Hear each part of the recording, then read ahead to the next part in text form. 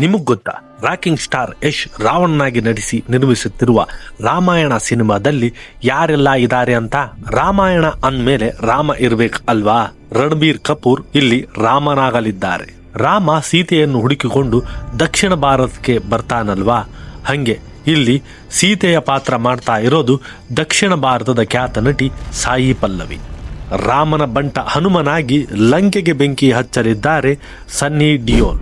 ಹಳೆಯ ರಾಮ ಹೊಸ ದಶರಥ. ಹೌದು, ಟಿವಿ ಸೀರಿಯಲ್ ಮೂಲಕ ರಾಮನಾಗಿ ಮನೆ ಮಾತಾಗಿದ್ದ ಅರುಣ್ ಗೋವಿಲ್ ಇಲ್ಲಿ ದಶರಥನಾಗಲಿದ್ದಾರೆ.